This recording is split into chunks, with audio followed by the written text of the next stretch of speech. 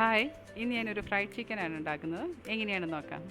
അതിനായിട്ട് 750 ഗ്രാം ചിക്കനാണ് എടുത്തിരിക്കുന്നത്.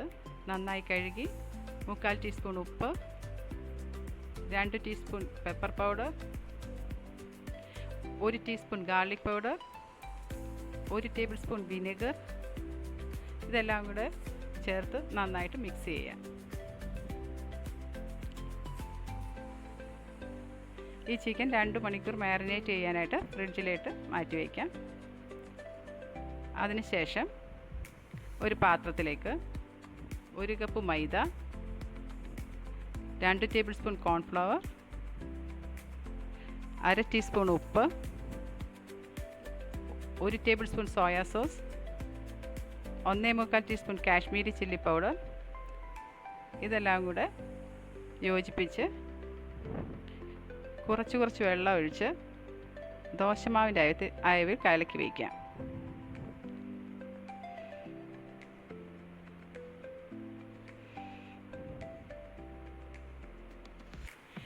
ചിക്കൻ ഞാൻ ചെറിയ കഷ്ണങ്ങളായിട്ടാണ് മുറിച്ചിരിക്കുന്നത്. ചിക്കൻ നന്നായി കഴുകി അരമണിക്കൂർ മോരിൽ മുക്കി വെച്ചിട്ടുണ്ടായിരുന്നു. ചിക്കൻ സോഫ്റ്റ് ആകാൻ വേണ്ടിയാണ് ചെയ്തത്. ഗാർലിക് പൗഡർ എല്ലാ സൂപ്പർ മാർക്കറ്റിലും കിട്ടും. ഇനി ഇല്ലെങ്കിൽ വെളുത്തുള്ളി നന്നായി അരച്ച് 2 ടീസ്പൂൺ ചേർത്താൽ മതി.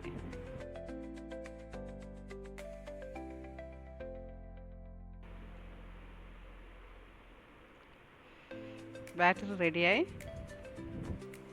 ഇനി വേറൊരു പാത്രത്തിലേക്ക് വീണ്ടും 1 കപ്പ് മൈദ, 2 ടേബിൾ സ്പൂൺ കോൺഫ്ലവർ ചേർത്ത് മിക്സ് ചെയ്യുക.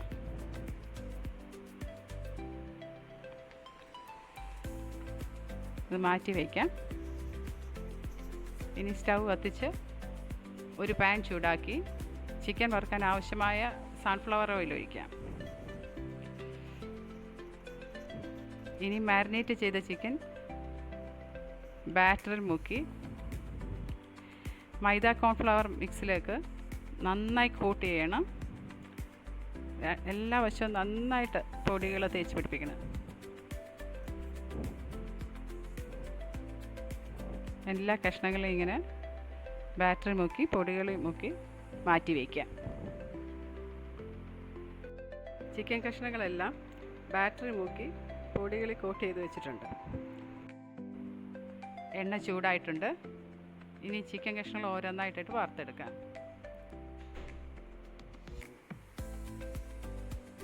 4-5 പീസ് ഒരു പ്രാവശ്യം ഇട്ടാൽ മതി. ഒരുമിച്ച് എല്ലാം കൂടെ അടുപ്പിച്ച് കുറേ പീസായിട്ട് ഇടണ്ട.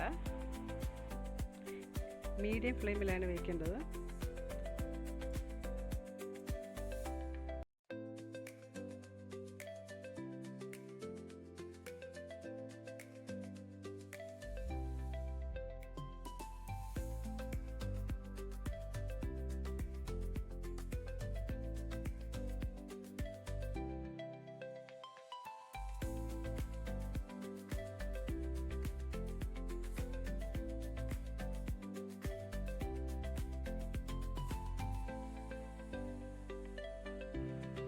കഷ്ണങ്ങളെല്ലാം മൂത്തിട്ടുണ്ട്.